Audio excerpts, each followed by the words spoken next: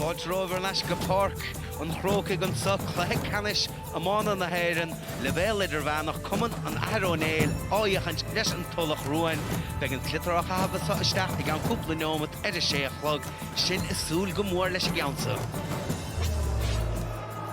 Agus an slua fanta an sos cíimiid chud do lucht lanta an Athar Néill an son bheith siad súil go bíad na Corcaigh ó go gomach ar bar sa chluiche agus gandát be míad na súil go méid cuiblint uoltach idir an dá ar an úntach sa agus sin is súil go mór leis gandát an Cumann an Athar Néill iad buailte an son leis an foran a chail an Craobh sóisiir bíad son gandát fáin hun Roiséalaigh ní le chochta bhílte idir an dá Cumann mar sin bísiúráalta go bhfuil chud do lucht lanta fáin hun Roiséalaigh fantan sa chun takeíocht a thuairt an Athar Néill ach gandát beag an Tulach Ruáin is súil go bíad son a thuca gomach ar bara an sa tróna. Agus gach duine ag snúla le olmhór i nómhidir Tulach Ruáin agus an Athar Néill mar a chunig mar idir céir sa slóin seo agus tá sé ag trú go mór le olmhór idir an dá Idirmheánach. Se gandát agus bhí mar ará go bíad fáin an Roiséalaigh go thuaireach an sfoiló sa chiaad cluiche a cha sé dachar ará céimhóthaigh go ceansa na fórna anna chothair a bharc an Athar Néill anna bharthar fad Tulach Ruáin gandát imreoirí don scothach son Tammy Walsh, Pádraig Walsh aithnigas na héanaar so nach beag cuiblint an scoth an sort. Cuiblint an scoth agus mar a dúir tú go leor imreoirí don chéad scoth agus well ní féidirling féchant ar an gléithe seo gan tagart ar an dá imreoir atá in asnamh Marco Keefe agus Billy Dunner asnamh mar tá siad ar fionraí agus is mór an tionachar a bheith an puinte seo ar an gléithe mo thuirimse. Se Kevin O'Sullivan son an timróir Lár Páirce agus cíimiid a son nach fórne ar dús túrmíid fiachant ar Cumann an Athar Néill sa bháide go suntá Colin Sloan an lína lán chúl Mike Mellerick, Podge Butler agus Ger Mellerick an lína lechúil John Barry, Dan Harrington, Thomas Mellerick agus a Lár Páirce Joe Mellerick agus Kevin O'Sullivan. Gandát Ian Mark Tráchtaireacht son náfuil Mark O'Keefe Billy Hind ar fáil an son do Cumann an Athar Néill mar sin tagan líam ódra scóla seach sa lína letha sacóibh agus an lína lán chúil Owen Conway, Decky Dalton, Cumad súil ar siúd nó táil ar fad agus Cillian Broderick. Agus an Tulach Ruáin siad na Walshas ar fad agus san uachal sa bháide tá Paul Buggy an lína lán chúil Diarmuid Donaghy, Tommy Walsh agus Stephen Maher an lína lechúil Martin Walsh, Pádraig Walsh, Jack Cíobháin agus a Lár Páirce tá Tommy Dunn agus Mark Walsh siad na tosathe mar bhís ará bhuahan Cluiche, Bill Gaffney, Martin Cíobháin, John Walton ach be siad a súil le spántasaí níos a bhó an lína lántasach siad san Peter Walsh, Céile ach Tommy Walsh agus Shane Walsh. Cíimiid is cabh na tingine ó dhéanamh generator Thomas Walsh ó Fort Lauriga agus dólam go bhfuil sé sin buaite ag an Athar Néill so sé son sásta bhfuil isteach go sé sásta scaoile leis an Tulach Ruáin bhfuil isteach go báide chnoc is sédaíag an dá cheaptéanna son Shane Walsh agus Dan Harrington agus is dócha bhí sé fiachant ar cúpla ceantas na himreoirí an Athar Néill ar dús sa bharc. Go háir i dosach iver a cardéag Decky Dalton ó Athar Néill tá seanta taige faoi sé Corcaigh an isir Benéil sínsir Corcaigh tá Cumann i bhd níos achlaí ar im líana tócha tá anna bhuiile ar an slitar agus is féidir leis. Pocan na séireach chur Haran Trasná ó chéad slat ón gúil tá sé anna dain séireach ar fad tá sé ar mar lántasí lár iver a séad de Tulach Ruáin Pádraig Brenach ar fuireann Cill Chainnigh an imreoir ar fad tá sé an immert i ngacháid ar an barc na tosathe sna cúlathe agus anna chócht ar fad anna scileige agus go hanna láidir a chéamh lábhar lé ach mac le Tommy Joe Mellerick i Lorna Park le Athar Néill tá hí ag an bheirt seo anna láidir an achlaí ar fad agus tá jobba olmhóraige im líana an nábh nóachtar a fháil i Lorna Park leis an fuireann. Agus an seanléach ó Cill Chainnigh Tommy Walsh an é sin an uair dearnach échaimid ar Tommy i barc an Corcaigh seanléach mar a dúras an imreoir ar fad thug sé gachrod deomáint thug sé gachrod dachlub agus dachúnta an imreoir agus gachrod a géis scill an crí agus beag sé ag tnúla taspáintas olmhór an ocht. Se Go dainní leon dát hí san Tammy Walsh mar bhí Craobh sin chiaadú be seo nuair dearnach i chiimiide a bharca Corcaigh gan dát go hundúil cíimiide sna cosantóirí ach beise an son is stigan nimil an Ceannais agus cíimiide san Jimmy Coogan banistóir an Tulach Ruáin beise siúd a súlainis go bhfuil an obair atá diantacha go nóbró sé dóibh amach ar a bart an so tránóna cíimiid an Athar Néill is san take le chéile don nuair dearnach rimis an chluiche agus Néill mór a son a bhris is teocha miróir son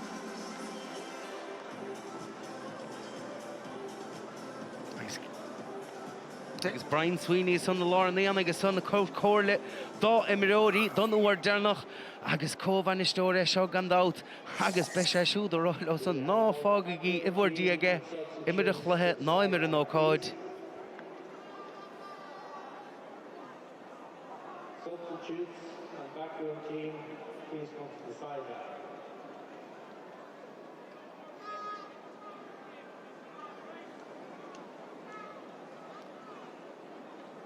Seas cíimiid a sonis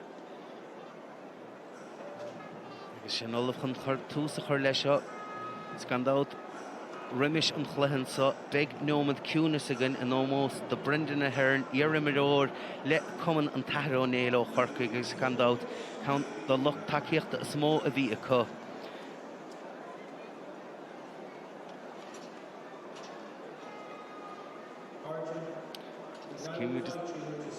Sohanis na héine chun seasamh sa do Brendan na hÉireann mar bhí rá iarimiróir leis an Athar Néill agus ceantas na daine a thug an takeíocht is móda i meitheile slí na fíorne le déanaí.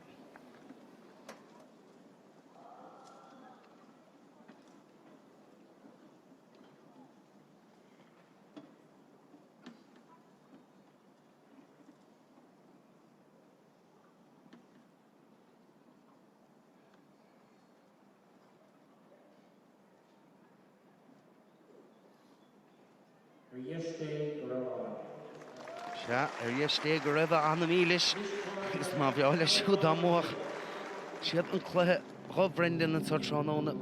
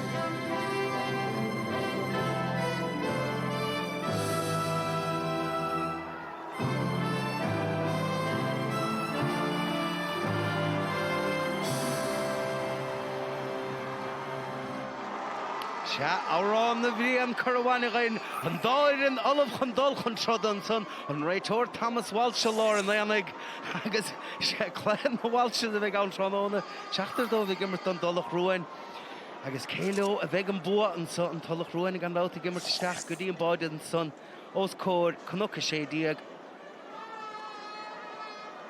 an réiteoir a fiachant Harris agus é catisteach gan dát bead ór mór marí na buatóirí in Idirigh fuadar son Ceannais an rá ó Corcaigh a céile sé bheith an bua tránóna. Tulach Ruáin a dul ar an únsaí. Sí sin buailteisteach an son a Joe Tammy Walsh. Ach dianta go maith son a gceith Podge Butler ach níl sé ob de sellbh Cumann ar a slitar Tammy Walsh. Lágíocht an son ó Tammy. Fíocht túr spás chud túr sé fé íocht. Níl is skill caiilte go Tammy níl leon dát fí son. Sellbh is fachtaige Páidí McMahon an Athar Néill a cha caiilteige a cha facht ar a daríocht aige hinis. Pastaisteach an son seolta chó fada le Liam O'Driscoll le siúd a túirt fé an spreoch a cha sin seolta ar fóríl an chiaadaíocht an son agus é sin gamna scealtacha ó Cillian Broderick. Seolta ar fóríl an son ó Cillian a mó díreach ágúsáidige Paul Buggy. Sin bult síos an son Jack Johanna dearg sellh bhachtan don Tulach Ruáin. Ní himmar Tráchtaireacht seo get Tús Cluiche. Ní chuir sé sin isteach ar ón Conall. Sellh bheith clitar ige siúdhfuil Calís déanta Néill dear réitóir. Sellh ige sellh caiilteige a cha fachta ar leis an sócha. Kevin O'Sullivan about the son a cha caiilteige Kevin. Seachún an Tulach Ruáin.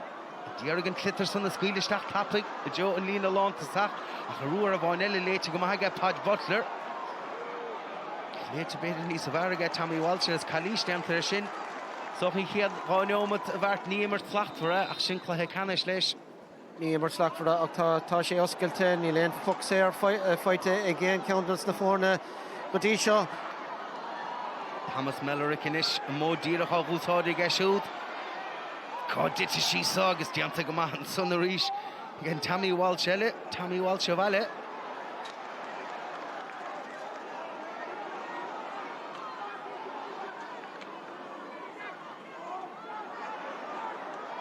Tulach Ruáin inis. Dearg Tommy Walsh a ghaimsú na hambáut a ghain sé sellh is slitar an son. Ach go dísa, Pád Butler gimmer cumá. Ach Ger Mellerick am leis geall about sa teachtamach leis. Hanamh Locáil déanta an son. Agus is sellh butar leis again Tulach Ruáin. Ach iachar sin. Má tá an Tulach Ruáin ábaltan clitar of Locáil síos. Bhís ráilta gúil buachlí Corcaigh leis. Ach descórála an so inis. Ige Martin Cíobháin.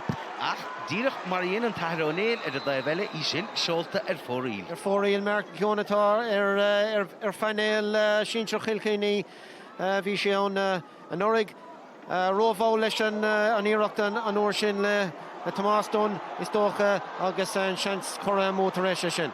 Se Pádraig Walsh glanta amach go maithe an son ige Pádraig. Agus seachún inis an Tulach Ruáin, Mark Walsh. Gastro slína himmarte. Fiach siad na cosantóirí há chun cín a ríis agus Gel Mellerick díreach mar íon se cúpla nómató hin. A glanna suas an clitar a bhís ar a talún agus buile facht an son ige Ger. Ach tá sachmach déanta ag Ger Mellerick bhí sin an slitar a glanna suas an uair sin ach cé gur tháinig an lámh séiristeach ó Tommy Walsh tá an foxéir tiltte anis bheachar sin mar a dúirt mé roimh an chluthe tá Deicí Dalton tar éis dul siar go dtí an foxéir tá sé bhd I bhd ón gúlach tá poch anna aige agus seansan is chun cúlín Se hén ar bísach ní seochas cin mar se tamil anna ada amach ón máide. Ach í sin bhailte roisí an fadige ach níl sí sin seolta Harris a trasná ach a bharc. Habir máth im róir go ar a barca bhéad leis sin éant. Ní féad le an poxéir a géile roimh. Gan dót éon seans áin siad timppla ar an áitseo an barca ag beag seans ag Deicí Dalton a cholínáil agus tá hí ag mar chúl báire agus tá anna focha amach aige. Se. Thomas Mellerick inis about us a teachtamach leis sin tas. Láimh glóte seolta suas ige seánamir don Athar Néill. Deis ige ón Conway túd fence beag agus sin sár fointe go dó. Béidir go dóg sé beag mar chúil nómatarin ach anna fointe ón Conway. Anna fointe ar fad agus chuir sé faoi smacht go láite agus díreach an trasná an tar éis sin seansarán amháin eile. Sé sin fada an son agus sé nachúlaí lár captain na fórne Dan Harrington agus capscin go sí sin ar fóraí nach déir an mar cúil ben cúlbáir bhis macha nó an bhfuil si a gcuineh Cumann ile candéim réirí eile téisceile tug seaca cúg méadar bheith ann. Ó sé sin bháideoir chur macha. Chur an báideoir amach agus inis puc cúg méadar seaca agus an fear sin a ríis Deicí Dalton leis an seans agus deis eile a ríis chun dul gáfuointe chun thosaigh. Ní bheith Paul Buggy báideoir an Tulach Ruáin sásta leis sin mar bhíon barnáil feachta gé níos slóthe. Agus gandát an chud obair a bhaile bhí ige ná géalainn tuigh an son mar go bhfuil Deicí Dalton ábaltaí iad son a cheola Harris a trasnán agus séista ceanna bháin a chur ar fóraíl tá sé sin seolta Harris a trasnán gá faointe is agus na Corcaigh. An iireacht ar fad ríis Deicí Dalton leis an seans an a cholín. Sin bhailte síos an son inis. Clibir a chaí fachtan so inis ige Martin Keogh nach rís cadémar bhlacáil hall ficigin sa chiad sé nómat an glethe agus húcáil na skillna fad le fescin Martin Keogh hána buchtan sellh clitar sáris agus bhfuil deiscórál ag an Tulach Ruáin sin sár chosint an son. Ach fós an sellh a cut sé dachar ara an clitar son na gárdach ach hí sinna me a haris an fó an taobh líne agus pucslaasa bheith an don Athar ó Néill.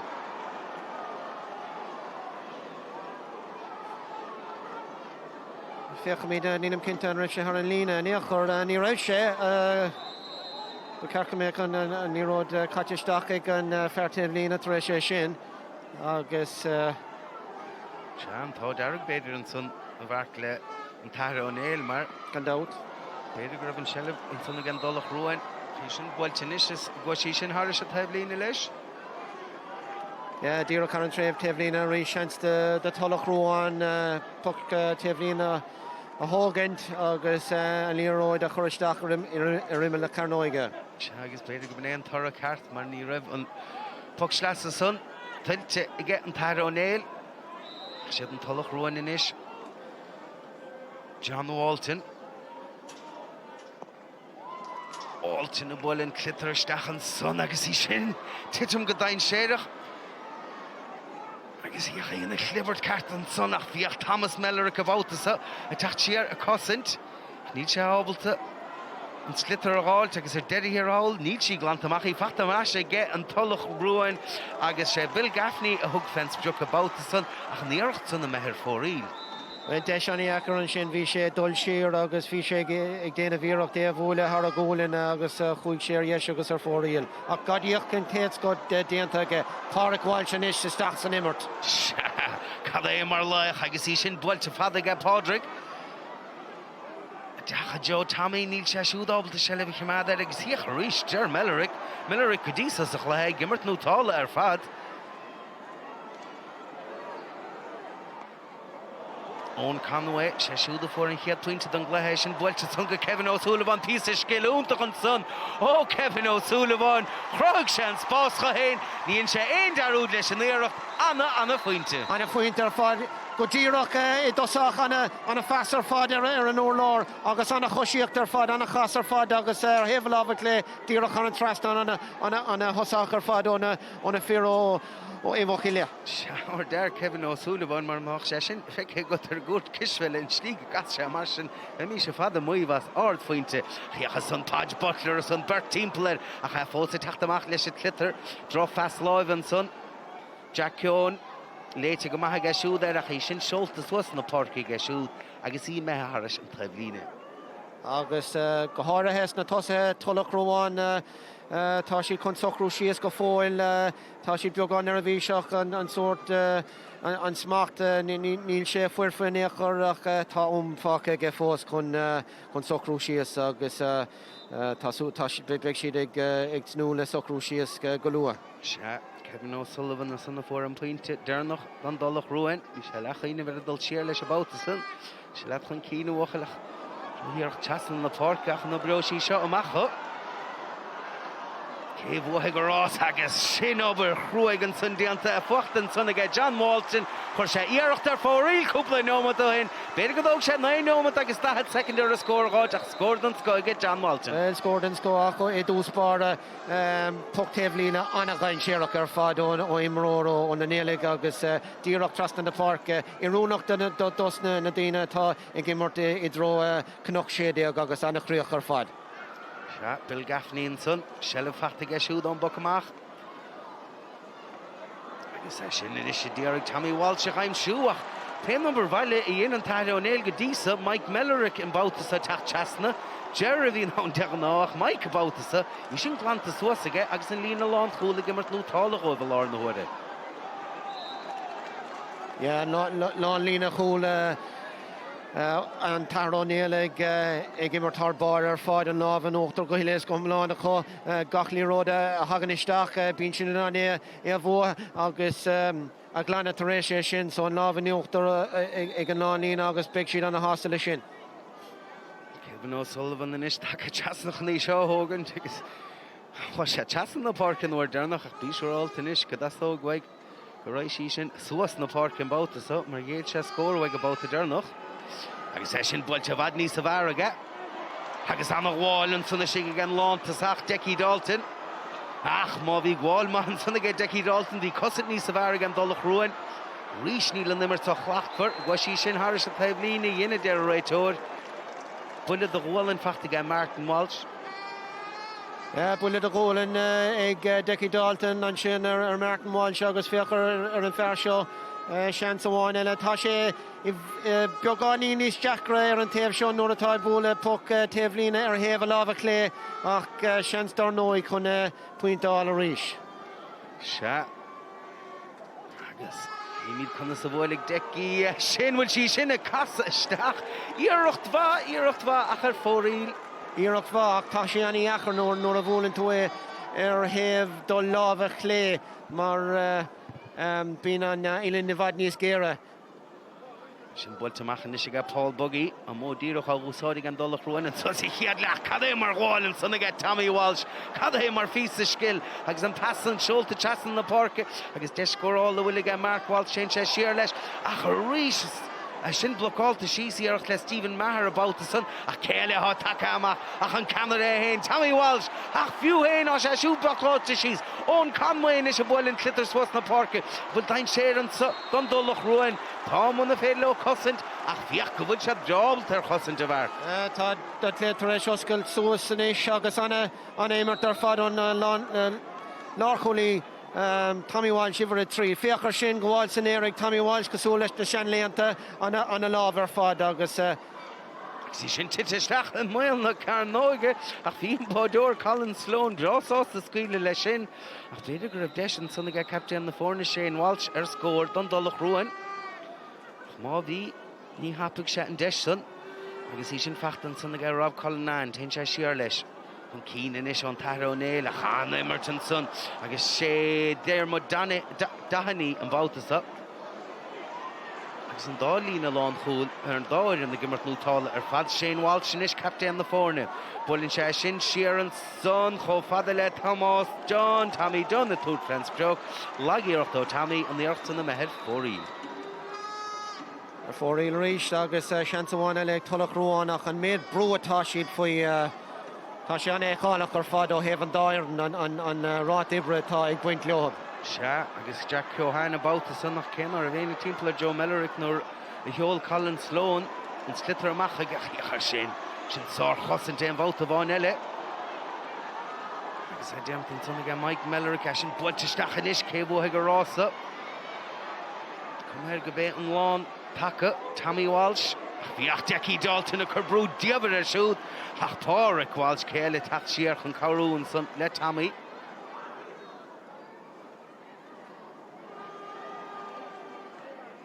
Dan Harrington in ish. Ach, Tús blódroch dianta gan dá éireann an son í a the third fence beochad son ach an íoracht son a methe ar fóin ní gam leis géas sé Hawkeye i deir amóir cúil. sé Toddy McMahon illen 4 jaar a son agus bhí sé pí a fad amach ón máide. Agus a rís an deis cráthe de bhar an líród ísisiúil a úsáid an támar fad agus an sort immart a lehanú leis tá sé sin a fóréil. Se sinné buatágin le Hawkeye agus na mar cúil rásásta is tócha gomín se ann mar ní ar san atá cinenne le déanamh deide. Paul Bugginis a bhfuilinn clitar amachchas uair a bháin eile me fada lei sin leis líd siad i chiad le. Agus í sin briste an son agus deanta go maith sanna ga Tommy Dunn a caiilte ríis aige agus a boutas a Podge Butler agus a héin Mike Mellerick, Ger Mellerick ag gimmart nútálar fad lína lán chúil don Athar Néill. Colin Broderick bhuiile do bhil an fachta ga siúd an son a fachta ga Liam O'Driscoll pís skillúntaach an son ó Eric Conway. Pass Schultz stachan sonis will Jesher Vodigan Athar Néill Dalton in is leis an íarach agus Bodigan Deicí Dalton Cadémar immert hosna sé sin fad le ón Conway agus csiochttan scoige Deicí Dalton. Anna chúil ar fad agus báid is an angach féchar an pass Oiver a 3 Peter Walsh go dí iver a 2 Paddy McMahon agus nuair fuair Deici Dalton Sullivan Schlitter ní raibh freigra amháin agus ní raibh seanstal oide ag an gúlbára tar éis sin.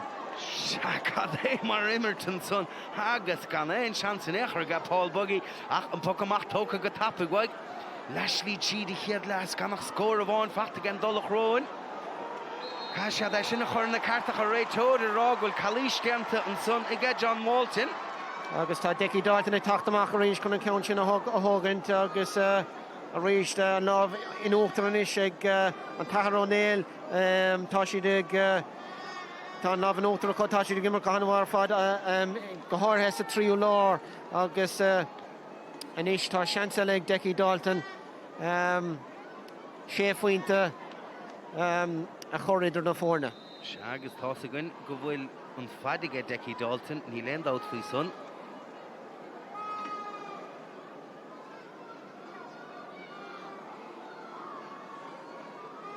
Fear fuair an báide. Nómató hin.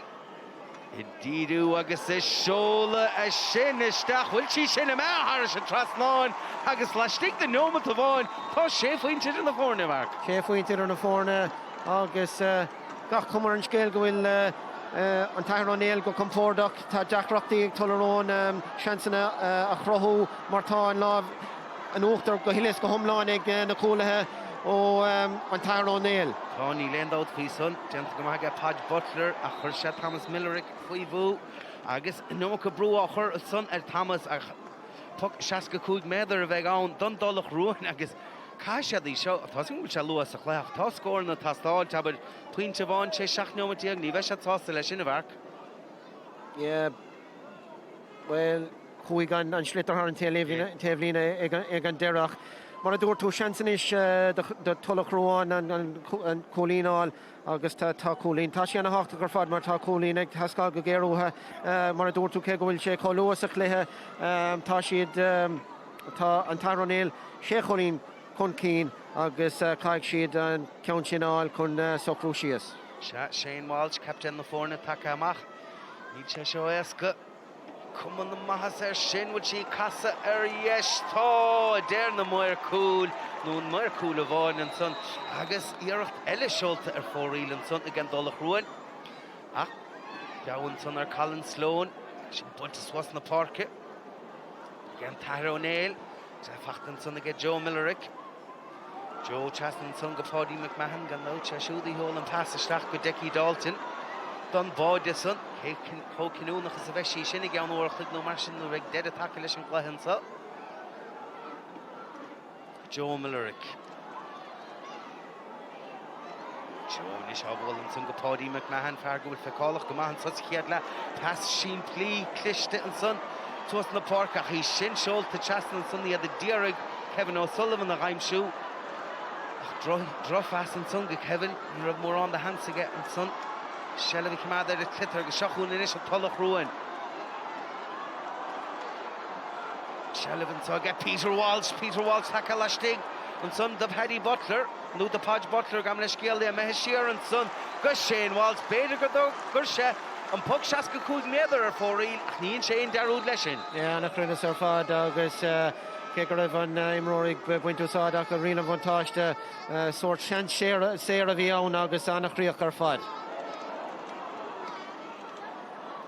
Driscoll in ish brú áchar a get Diarmid Dahanní ar siúd an Cumann caiilte ige ach bhíoch ar fós a chur brú chosan tóirí an Tulach Ruáin teachta gáir san ar tá Cillian Broderick ach tá sí sinna me Harrison taobhlíne tug sleasa bheith ann don Tulach Ruáin Tún go Tommy Walsh an lán chulaí atá take teasna chuní sinna thugant. Agus tá Tommy Walsh déanamh goach tá Cillian Broderick a Craobh go leor dacrochtaí ar an Athar Néill do an Tulach Ruáin mar tá go leor luas aige agus tá sé anna hapig ar fad agus gréisteach sna bearnaí an tomar fad.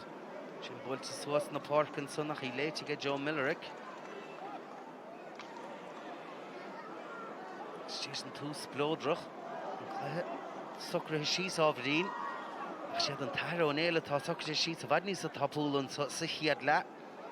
John Barry in is about sa an clogad daragar siúd teanta go maithe John Tá builte suas na park in sáin sé the Derek Decky Dalton a raim siú agus níar was is hengur sí slána an sunige ach sin an chosint an sun ó Tommy Walsh ach léirín sé an dain sé a bhuiin leis an slitter sun a scuil isteach go Decky Dalton ach fioch níl a dain sé glanta go fóil John Walton in is taachtamach leis an Tulach Ruáin spás ó a chóir san amach cadíanana sé túair sé fens brug ach cé méid báta sin cair na chúlta bátaí go bhfuil sellh caiilte chu dtíasca blocáil atá déanta gin Athar Néill. An a bhlocáil fad agus an sort rát ébre atá le feicáil óna fér ó ar Corcaigh tá sé go sunta sochar fad. Pas glóte chastan sunga ón Conway pointe bháin go dtí sa fachtaige ón ach í sin chur ar fóríl míán sun le ón ach pas glóte ge Paddy McMahon chun a rain siú. Pas glóte cosú leis an gúlar i dósacha pas glóte trastan na parca a chrochaigh an seans agus mar an ggéine ag an uair sin agus tá anna léargas ag buint le an Athar Néill agus anna glóiseachta chumá. Bhfuilte suas na parca Dianta go maithantá agus an Tulach Ruáin sean scórála cosán agus sin an freagra a háhaid nuair a dhéanann tú scór nuair a dhéanann tú airad agus dianta go maithant son a rís i gceist Shane Walsh Dar a pointe as a chéile fachtaige. An íireacht ar fad, íireacht déan a chunig mar an sin rug sé ar an bocamach agus díireach ar an trasnanta rééis sin an scór ar fad agus túraigh sé inspiráid agus spreagad do bhaint ar Tulach Ruáin. Déanana an dát agus beag muinte agus lucht takeíocht an Athar Néill be si son buartha níos mar son go bé idir a cethir Ger Millerick atá sínta an son ráibh. Is cíimiad a son cóirlaiseach ar a siúd an cumar bhfuil gortú drumme a carasca agus ní bhaile a siúd a chailúnt a bharc mar thoise gimmart anna vasilín le lán chúl go dísa. Tá sé ar bar ar fad ag déanamh bhúnsaí fíochfar ar gach líróid a hagan isteach an lábhan óachtar aige agus gach rud ag dul ina hró. Tá sé i mar an réime is agus bhór an trúd dá méach ortha iad a haringtamach. Se agus gandát fios le tatar lehanach YouTube an sa TG4 be Cluiche Ceannais chun bhí chuna beo ón na lehutéis is seach a raig muoineáin áiachant le tíarón mar sin ní gáíomh an tig ágan tránóna chuirsí sa tinine caiisiúla getal mar bheith a taxin ar fadagan an sa ar lehanach YouTube TG4. Ach an taxin na leanúnta raig an sa a barca Corcaigh sellh ar a clitar ge páric Walsh se bheith le siúd facií anna leis a báta sa. As in Sholta get Joe Peter Walsh Neil Peter of the Shelley Command edit glitter. Here her sin reach near of Bert the Hudson Tori and Athar Néill team pull the son of either of the Shelley that's the saying of Walsh glitter ní further dere a fact to get or get Shane Walsh gamle skill. And Tulach Ruáin a tacht in an own see I guess he had the third fest score elle and I'm sure she had Craobh pointed don't drawn on Diana shed Chiapas anger if she for real ach Derek Bill Gaffney leis go gwashi sin Harris a trasná an a choimar clisteir fad an a fast go déanaan an fear seo agus díreach har an trasná ó Bill Gaffney an a scórach féach ar an méid brúatá gach imróir sa tríú lár tá sé go hanna dain ar fad agus tá gach imróir faoi bhrúr nóair aon siad an slitter. Cillian Broderick in ish a buile an clitter chun cín ní marrán í le scór na saráide fachta I get éon cheandas na fórne an sa tránóna Aberdeen had buint le na hen scór ach fioch go bhí an báide son a fuair Decky Dalton timp ar leislí tíad I chiad le sné atá idir na fórne. Agus ifra trí mar lár chuní Tommy Walsh ní raibh sé an éon rud dhéanamh leis an gúil tá sé go mar chana mar fád seans ar chúla is Shane Walsh sin agus Tommy Walsh a dal isteach pascaigh tú waige a réistóir chosin bhuiile dain séir chlanta Péidir mar raibh chiaadbát ach caiig bhuiin inis go John Barry Néill mar tá brú chur aige Martin Cohan ar siúd agus Martin a dul chun cín de réitógrah chalís aige ach dámach Tommy chééis an pass an na húrtráig. Sin an éasmachtú I gceartá agus chuig an seansa mú agus ach an istá tá puc sér feite agus seansaile chun cúlínáil tá sé tachtasteach le agus an rud atá simúla isna go bhfuil siad ag buint tarbh as an sort módíireach atá ósáid a coilár na huaire. Se agus Péidir Tá má féchan an gluthas a go má farrá nachfuil an Tulach Ruáin I gimmart a róbha ach má chuirtar I seo thar sa trasnán ní bheith ach a ráfuinte idir na fórne. Shane Walsh inis, captain na fórna Ilan Géirwag siúd a hiach Craobh Ilan Géir also chóir amach ní chur seasteach ná amachir áfuint inis a bharc.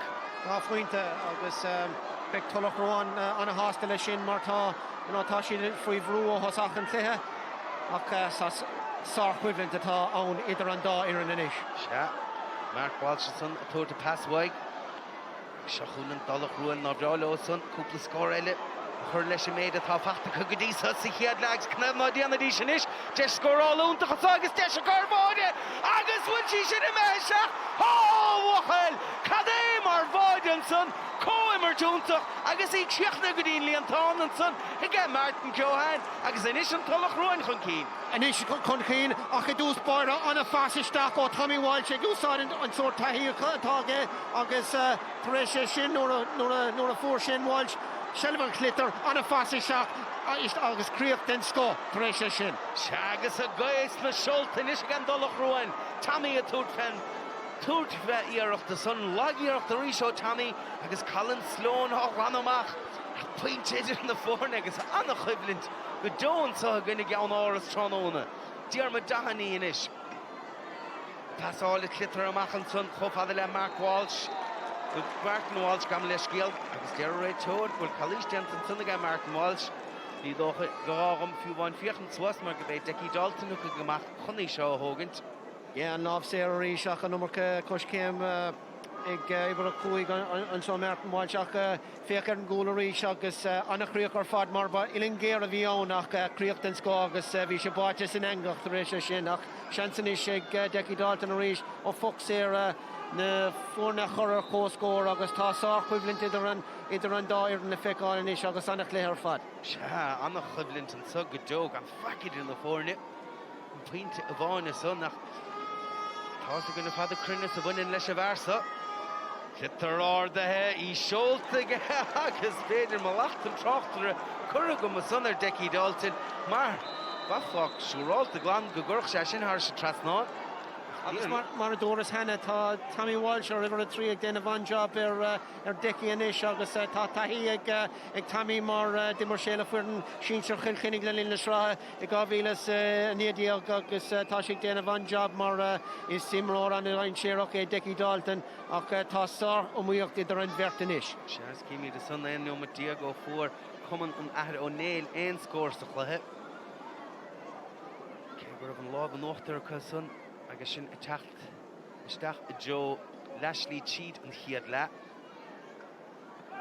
Is sin buinte suach lagíocht an son agus í glantamach i get Kevin O'Sullivan. Ar fuair puinte breá an son. Bhain sé cosíocht breá leis nó bhaim sé puinte an son ach níos sellh i get Paddy McMahon é nóir a bhain sé sinne. Bhín sé fiochan suas i Joe Decí Dalton ach léite go maithe son i get Paul Buggy ar sin agus cé cho cinúnach a bheith sí sin ach híoch a rééis ní héana uair a bhána a bháid sé iad ach an dara báta agus Paul Buggy ar dar stoppis Paddy Kinton son níl an dal faoi. Ach fós níl an dain sé glanta.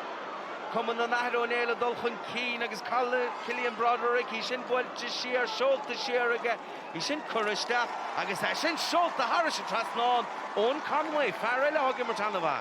Tá sé ar bar inis ach féchar a ríse anna hábháil ar fad an gúlbar an ní rih ann dá leid aige chun socrú sias agus a féchar sin go chuig an líróid amach agus an tarna líróid chuig sé raisisteach agus anna hábháil ar fad ach an is caiigh an Athar ó Néill a bheith fáinach.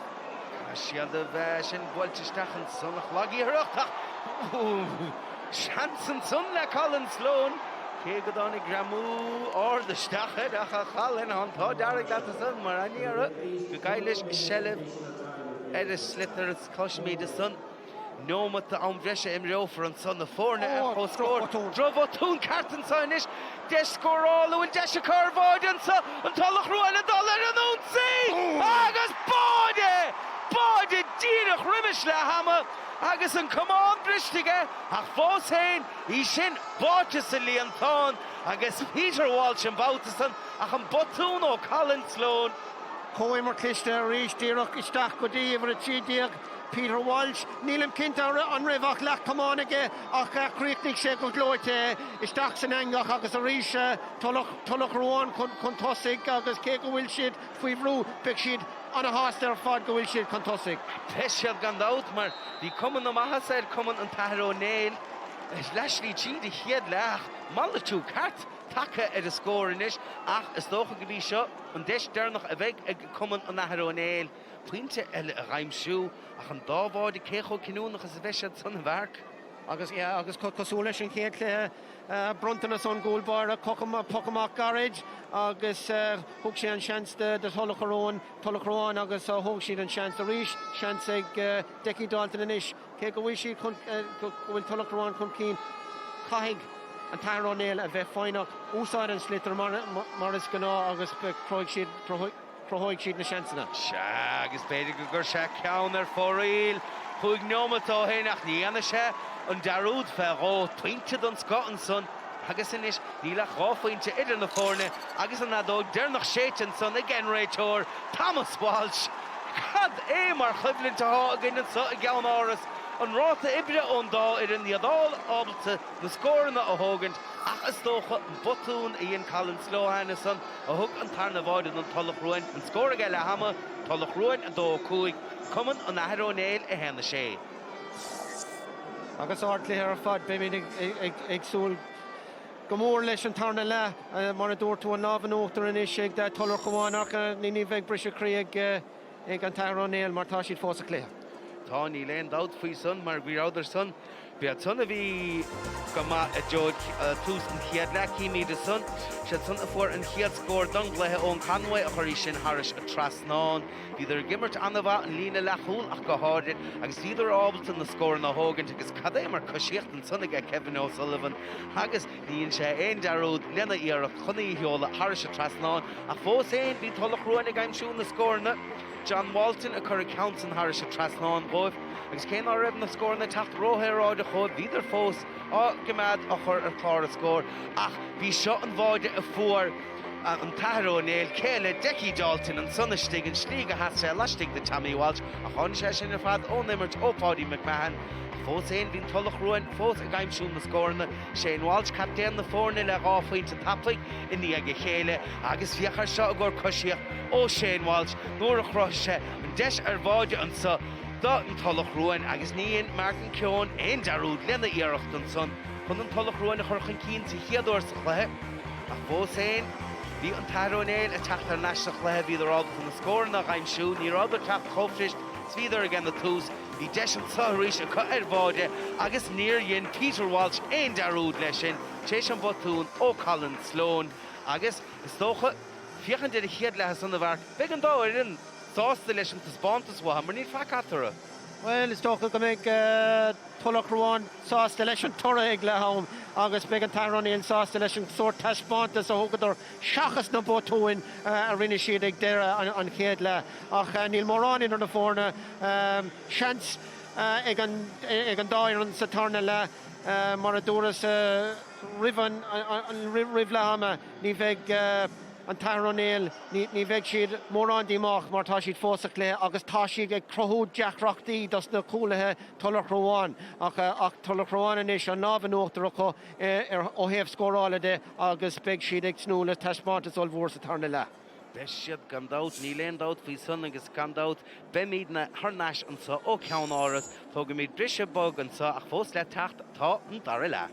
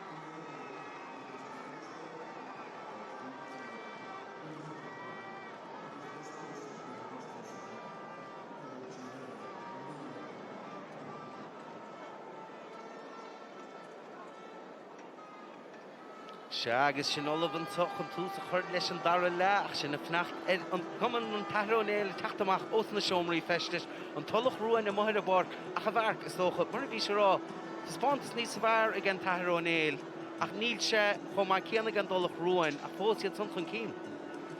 Tá Tulach Ruáin tá siad chun cín in is agus beag siad anna hástal sin mar bhí siad faoi a lán brú sa céad le an tromlacht a céad le bhí siad faoi mar an brú ach fuair siad gachúla ag deire an céad le agus beag siad anna hástal sin ó heh an Athar Néill. Tá siad ag crothún na beannaí, tá siad ag crothún na dreachreachtaí sna tosathe agus cé go má lenan siad leis an sort córas atá có le mór an glúiseacht agus a chur luas isteach sa chluthe bhfuil crothóigh siad níos mó seansanna sa darna le so caiigh siad a bheith fáinach agus a leanúnta roiig leis an córas céine a bhí có sa céad le beag lán rudaí ag brathir chuna sa áróig le Decí Dalton isteach ar imime le cearnóig fuair sé chúl tá na job déanta ag Tommy Walsh tar éis sé sin ach brathigh a lán rudaí ar an gcuimhlint idir an bheirt sin is dócha sa tarna leach Tá mí go léir ag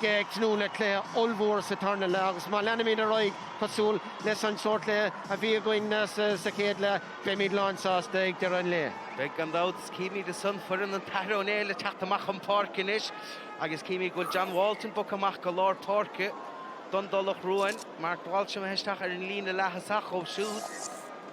Agus tá an Athar Néill ag leanúnt leis an sort córas a bhí có sa céad le carrar ar an le lína cosig agus nílach bert feite an fáca isteach ar imime le cearnóige. Se agus seo chun an Athar Néill a dul ar an únsaigh sin díar chun gathah isteach selle bhar a clitar caiiltin sun agus dócha leis a bhíochan deir a dáirin an bert a há an asnamh ar an Athar Néill se tún gandát Marco Keefe agus Billy Dunn noch do cháchart a dearagar a san sa chléith le Ceannais. Cailún anna bhór sin do éanarin. Well, cailún anna bhór ar fád agus bhí an bert ar fainéil óma chiile is imróí den scóhiad agus is mór an trú nachhfuil idir ag immart inniuh ach lenig an Athar Néill a roiig agus tá siad ag dul go máis. Se agus nófag bhfuil siad an asna bharm mar náfuileach tí scórón immart go dtí sa feachta ag an Athar Néill sa chéad le. Tuna dul ar núntaíocht deanta go maithan sanna go Cíobháin clitar meithe siar a báta sa. Se chunin is an Tulach Ruáin agus ná bheáil san tús blódrach a chur leis an dara le.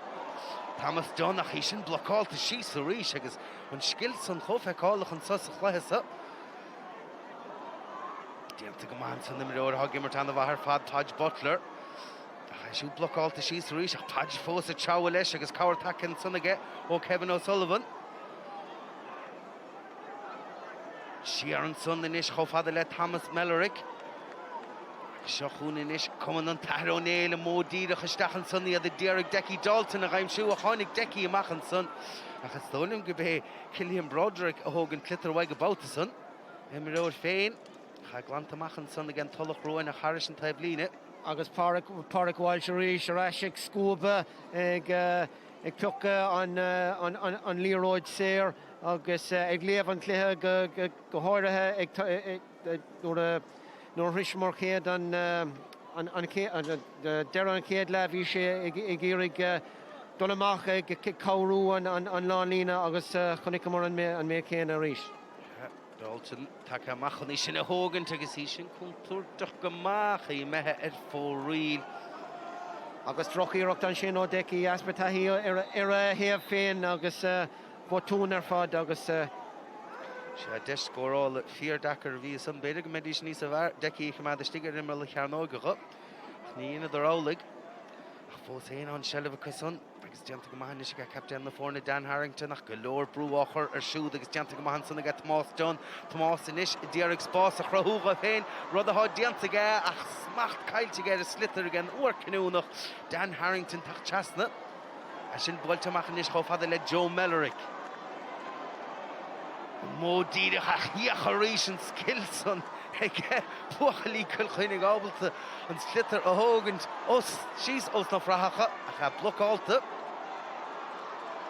Agus se chun inis Paddy McMahon a túirt fens beag bhfuil sí sin seolta Harris a trasnáin Croch Shambo is head leather Decky Dalton. Anna Fuinte Godon, son of Foddy. Anna Fuinte fad agus Anna Fascodi, Paddy McMahon, agus Hevel Lava Clay Dira Cara Trasnon, Tana Contortic Point Lesson Versho, agus Rish Harlashe, the Var Arusheleve, the Var Rata Ibra Anna Ard on a fear on Néill. Sin bulteisteach inis agus cheachach sí seo sé ráideach do mádóireach ní tháinig sé ar deire brú áchur Mike Mellerick. Bruce an áchur again fear for an tarna báide, Peter Walsh. Fiacha son Thomas John, Tús Cluiche deanta go siút sa dar le.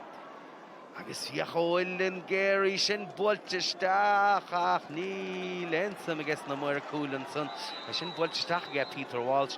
Ilin anna iachar fear dacar agus seolta ar fórín. Anna Focamach ar fad goí an ferchan túirteach ar éis.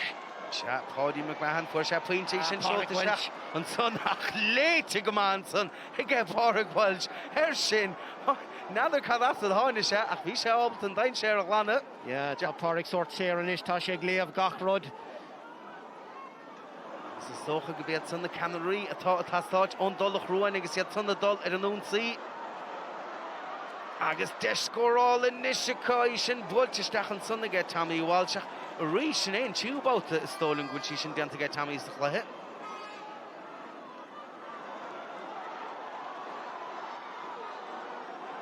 Tyrone Néill and this Rob Collinan, ach Brew Diaver, a horror shoe, the Squig, she shin Harris and Pavline. Ach an made Brew tar Gachim roar, Tasha Dochricha, reached a chance get Tommy Walsh, go Gary the Rish, agus Dirk Stakodi and Cool Boyra, ach Leargus den Sco, a Hashpontig, Massey Kyon, Macklin Liam Kyon, saw him roar, Lechem Kinnig, Trocha no hin. I can see it. Tyrone Néill, Brew reached. From Brew, a thought of horror, I guess. Has a whole dacker and slitter a Godrew Swas na Porcaigh. I guess no rain in Cheddar, Paulina Lawn Hole and Tulach Ruáin, all the Craobh, Tommy Walsh ach Gahorde. I guess he a sin Brew, Diaber a horror Tommy, a Foshain Hosha Alton, Clitterson, a Glanas was na Porcaigh, and Emertonson o Tommy, King Washi Harsh at Tavline. Kimi the son will count the Emirodi and Tulach Ruáin Shinton son. Son of Bill Galfney. Agus Kego will Tommy Walsh Teva Wanden Park, Lesson Glogad Jarrog, and Tommy Walsh Lesson Glogad Glass, Tashe Gimmert Harbar, Rish, Agus Anna Emert, Agus Tommy Walsh the village, Maraderfa, Agus Anna Hossen Derfad, Tashe Tashbont and Skilgolir. Na skilna go léir táge ach seansanish ag Decky Dalton an Tevig Gert nor a vín tú ag bóla le héamh do láva clé. Dalton initiation Bolton needs to varige. Cotted she sin on the Hovalton son ag buggy. Ach ní raibh Chell the Facky Yellevanson on Conway leis the Ireachson agus í sin báte sa líontán cad é mar críochón. Anna críoch ar fád agus ó héamh cóiseála de an a háach ar fád an líomh ród a Cumann an immert an tamar fád an dá Poctavlina bhí ag Decky Dalton ribh sin chuaigh siad ar fóríl ach nuair a Cumann tú an slitter in immert tá seansán go dál roch éonrod. Agus Harlan son agus cad é mar críoch ag ón Conway agus inis buachalí ar Corcaigh hách an cín. Agus tá míocht den scoidir an dair an seo anna chuidhaint ar fad. Níl sé oscailte, níl mór an luas an a spásán ach chuidhaint den céad go féchar an brúéis agus Shaiachar sin Dan Harrington agus mór an brú agus fíoch brú reis a chur Mike Mellerick agus inis seo chuún buachalí Cill Chainnigh agus deiscórála go sunnach an adóg séite gan réiteoir bhí rialh táiste an nimmer to get. Ní dobar an táiste an buntáiste san amach ach Orlach Néill ceachtar das na fórne I géile dá chéile anna chuibhlinn ar fad a bhar. Anna chuibhlinn ar fad agus an dair an gomacánt ar fad ag déanamh seachníil an líróid a bhuachant an tamar fad agus nó rain siad líróid an mór an brú atá ortha tá siad faoi bhrú an tamar fad ach anna chuibhlinn ar fad idir an dair an inis. Ja, I Shane Walsh Diad so a heola Harris a trasnán sa chiad le Ceir cína fadaí heol se tí cínos pocna séra snéin carú ceann pointir bhar chuig go siúd agus inis níl an barna is lú idir na fórne faointe bháin tús úntach go dtíon dara le. buggy, I have fada leis about this up. Yeah, sure race, na cousin Tony, gimmert no tala fad, Dundairin, he sin Cill Chainnigh John Barry. John Barry, a race, Cadé mar Ruáin son. Cadé mar Ruáin son a race, agus Cill Chainnigh an Tulach Ruáin. This is all in good chat, son, all of Con. On the day of Horse come park and come skill will Ken Coogan attack the stack. A Shane Bolton son, Schulte Harris and Trasnon. Cadé mar Fuin Joe Decky Dalton. Sname Kiat score on them or Joe Decky. On a Fuin there, Fad, Agus Anna Fass of Fair Lord Park, Stocha Joe Mellerick, Agus Norian Decky Dalton, Deshina Casula Shin, Néill Regular one, Dira Current Trasnon, Haran Spotted Dove, Agus Peter go make Ceannais fair of Aaron Dad Slatti in Mahurimcha. Beidir é. Sin an mór an Cíobháin gáil im le Ceannais ach beidir go bhaíoch Ceannais mó Cíobháin an dathslat. Seas cíimi de son an Tarús an Dentig an Tulach Ruáin an Timor Lár Porca Tamí Dunt tóca machacha.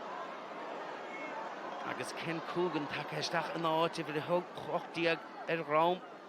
Leis an Tulach Ruáin. Rucht mór mílteach isteach an son cáidid sín so de scórála a cut an bhfuil í sin seolta séar ach bhíocha sin a rís. Neither a more blockade at audiences of Cléad, so a skillun to chase on over Croaigh and Kevin O'Sullivan the son. Turn Chawaga slitter, Hagas Bottoon Mike shoot, Shin Schulte Harris at Trasnon, Shane Walsh. On a score of Father Shane Walsh, I was chance of running, Thomas Dunn.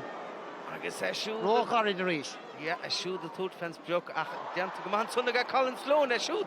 Pluck Holton, son. Oh, Tommy Walsh. I guess, Kai Colin if I Kuramach, Schnen, darn about the noon chew out the good Bottoon Nafishach Comadian together. Shindy Roche, Kai Gachim Roda, a Vekuramach Mar, and made brew. A tá gachim im roar faoi tá sé dochrete og Néill Moran ama agéine le Ceannais slitter.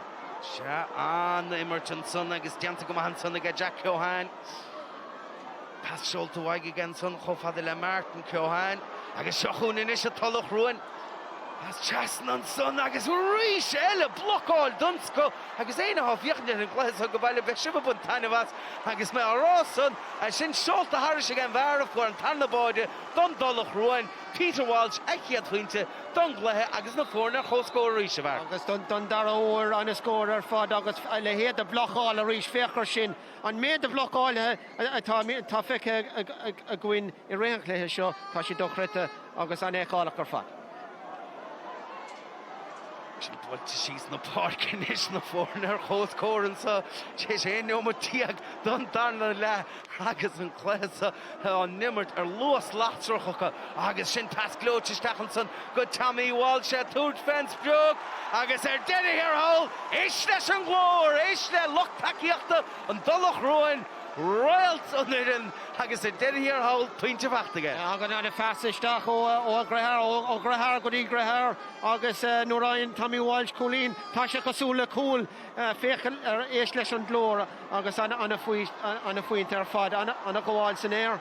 Ja, an the Walsh and Eric Zishan Schulte Chainnigh Joe Decky Dalton Sposs Crohe go hin Tommy Walsh o Iachan Leis agus a dún fe bóde a hiachar sin a gór bóde a sinna anam a Claicannais a barca Corcaigh sin skill sin csiach a bhar an a chríochar fad bhuaigh sé an slitter a dosach tá is a goin go léir gohfuil sé an a chóchtach ar héamh lábha clé ach ní raibh Tommy Walsh an éonrad a dhéanamh an a chríochar fad agus ní raibh seanstal leid ag an gúlbáire an lábha nóachtar an is ag an Tara Néill.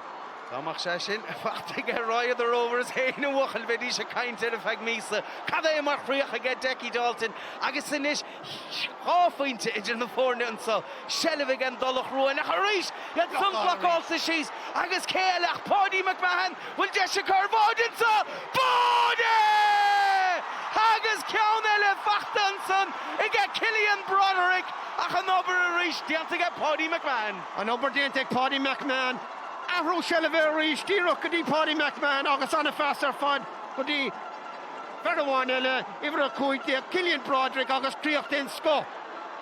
agus ní raibh Cillian le tosnú tránóna ach mo céad é mar ragra a bheith go buachlí Cill Chainnigh iad sanna dul ar an únsaí inis agus bhfuil Shane Walsh a cíine ar bháide féidir go raibh ach targaíoch fan na talúna agus is tólann go nachfar Carta buí an son ar Dan Harrington captain na fórne Se Carta buí nacht an son ar Dan Harrington agus tólam má bhí Calís Cialmhar le déanamh bhíon carta sanna ga Dana Harag síos agus cíimiad Shane Walsh agus is tólam go bhfuil an tarna tunnadaí olaf an tacham park an sod don Tulach Ruáin Cúpla nóméid splóidirach sa cúd nóméid an nuas cúil tar éis cúil agus idir an dá cúil anna faointe ó Tommy Walsh so tá go leor faoineh fáca I Tulach Ruáin agus beag siad snú cúpla scórna eile áil go luain. Ní léon dáit fí san nach cíimiid an son an tunnadaí Adam Talas take isteach de Mark Walsh mar sin bhirta imireoirí Lord Park an Tulach Ruáin tócamach a se chuúna inis Conall an Néill agus John Barry an son brúachar ar John a chiachar sin Sorimmert an son ó John Í bhatar national issue Shane Walsh Chasna go John Walton a dul a ruachar a Cailton son a gach dianta go maithe Bill Gaffney á seolann sa isteach agus bhfuil deis an sár scórna Get Tommy Walsh, Néill Uachal mar sin sár chosin taríis ó Ger Mellerick siar an son inis go John Walton a siú the túr fence bruk agus anna faointe go dó get John. Anna faointe ar fad agus ní raibh sé éasca mar bhí sé ag dul siar ar a láb ar a choscúil ach tír a chuir an trastan anna scór ar fad. Agus sin bhailte amach bhuaig Shane Walsh Shelliver sin agus fiachanis. Nílach cúpla pointe idir na fórne ríis, gá pointe idir na fórne, seo chluichead an scábhar. Chluichead an scá a ríis botún an gúlbar a díreach go dí Shane Walsh agus díreach an trasna taréis sin anna chríoch ar fadach tá go leor sprid, tá go leor neart agus tá go leor dóchas fáca I Tulach Ruáin. Agus ní dólam go bhfuil éanann sa geann áras tránóna go bhéidir le buaiteoirí fiúcha don dáirann sa tá siad a gimmart chomasan a sin buailte trasna inis go Shane Walsh captain na fórne a cha lethcáiltan san Shane ach sé le fós fanta an san istigh I gceann Tulach Ruáin Bill Gaffney deirigí sin a gáilt ach take gáir siú tá Peter Walsh agus an Tulach Ruáin inis má bhrí freagra wathe ar an dábháide san tá freagra san tucacha agus ná bhreáil ó scór eile gáiltan sa iad brúchan cín Martin Walsh stór immert ó bhartan na san go Martin Cíobháin Martin inis bhain se cíine ar bháide agus siú tarcha chun na talún na deire réiteoir béidir go dóg sé nó cos céimena ach ní chuir sé sin isteach ná amach ar tarach chun na talún agus deiscóráil eileann sa de Shane Walsh. Beidir ach únsaí faoich for a dhéanamh inis ag bhfuil bhí ilann sa grim fáca ag an imróí ó an Athar Néill ach sean sa bháin eile do Tulach Ruáin Púlínáil Shane Walsh inis tachta seachas le sa cúig nóméid dearnach anna tiúna chuige ar an gluthe I lár na huaire ach inis ní bheith gach pointe idir na fórne is dócha agus fós sean ag an dáir an cléamhóchad. Se agus í sin bhailte thar sa trasnán an sunna Shane Walsh agus inis an barna slúd ar na fórne an faointe bháin fe pointe nó cara hochtatá I gceann Athar Néill dó siad ag sin na buinte diaag I gceann Tulach Ruáin sin beagáinín oscún leislí siad an dara le agus má bhíon deire an chluthe chomá le tús an dara le pe sé seo ina bheiceil ceart. Owen Conway Canas na daine for Canas na body and son don Athar Néill ní léon ún sí deanta go le tamil agus sin sár chosan go dó an son ag Idirmheánach Dahanní a glan an slittersworth na parke éis le lucht leantan Tulach Ruáin iad orda hen ordin so agus iad drio Sása leis an tasbántas ach a ríis blokáil a bháin eile Mike Mellerick in is a bhil an slittersworth na parke Orlach ní géalaigh an dáirin sa dá chéile agus Shane Walsh an son na teachta gáir bhfuil sung sa drámar siúd Níl a deir a réitóir ag Joe Mellerick an raibh sung sa drámar Joe Níl a deir a réitóir lean raig agus immer Cumann sin réitóireacht le dearmh agus Stólam go méid na himreoirí bhar rásásta bhfuil brise beagasa mar an luas atá leis an chluise. An luas atá tá sé dochrite agus féchan is ríise Conall, féchatá tachtamach. Beag nach go dtí lína fé sa héan chun an pox leasa sin ar an pox séir sin a thógáil ná Decky Dalton. Agus tá sé bhd I bhd an gúil na tá sa goin go léir go bhfuil poch an áda ige ach an méid sé in an slitar seo chur an trasnán. Bheadh sé dochrite. Bhile bhar aimtín sé seo an carta fada go be sé dochrite an bhfuil fáid aige me sé altaí sin is stúristeach Néill an cumas san ach tití seo is seo is stig agus anna gháilinn sa is stig anna feasamachchan sa agus bhfuil de scóráil le caiilte an taró Néill a chuairsáil deanta ar a clitar siar cho fada le John Barry. John Barry me siar inis go Kevin O'Sullivan fuair sé pointe sa chiad leis an bhéad leis chur leis sin ní féidir I sin a methe ar fóríl. Agus obair na gapel déanta a ríis ag na fér ó Tulach Ruáin chun an sort deis sin a stoppa agus chuig sé ar dheis agus ar fóríl a ríis ní nach pointe inar na fórna cipíní áis ar gachtain an sóid barcan Corcaigh gan is agus seans a ríis ag Tulach Ruáin a bocamach chun deis scórála a Craobh. Se Jason Hanker de taptaisteach inis an áit Owen Conway hí clé anna bhaithe aige Owen go dísa féidir bhfuil sé trecha agus hí sé nótála ar fadan san báid aige gá faointas go dísa sa chlé. Ach sár job déanta aige ar sona chlub agus beag sé sásta leis an méadtá déanta aige. Ceannais. Slitar sanna me heachasna go Stephen Maher, me sé siúd ábalta, spás a Craobh chun de scórála Craobh don Tulach Ruáin é sin seoltaisteach ach hí sin seolta ar fóríl mar sin fanan an scór mar a bhí pointe bháin fósaid in na fórne agus ganach denómat le dul. Ríiste denómat le dul agus beag an céad scór eile nó an bhaid géin dos na fórna cúil a bháin eile máin siad beag sé thar a bheith canúnach. Beag ní leon dátuisan agus I díar Colin Sloan I díar Decky Dalton a chaim siú leis sin a níar gan obair sé amachchuh. Ní héon bhas a níara a sé obrú amachchuh.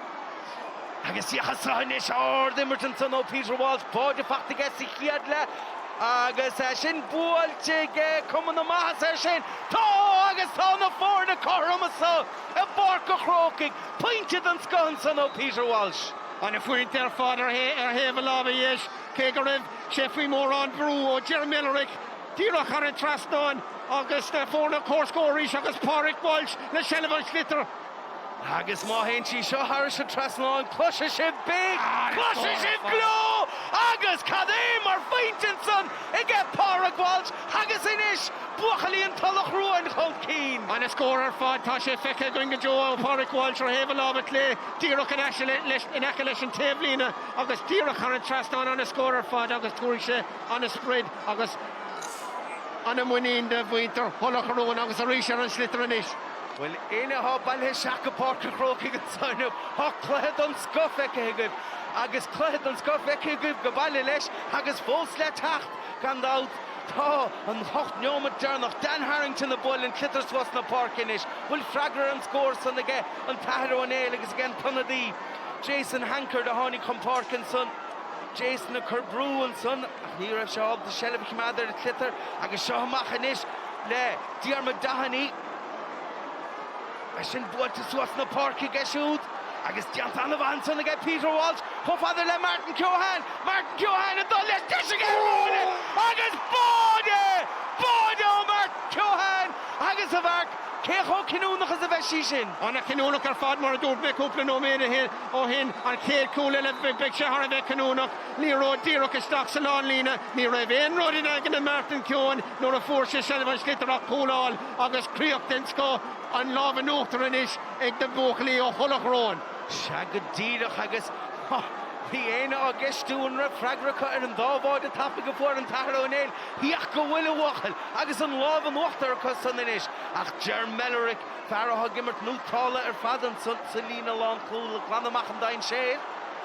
Cé san na lár na parke ach Tommy Walsh a gura sé leis an pointe fuair sé chuig nó sé nómatí ó hin Agus Diannig! Harris a Trasnán, point over the door the Tommy, Cumann na Mahasin is a Tulach Ruáin the Bart. Agus Colleen Arvik and Una Carish on Verlish and Clogad Darragh agus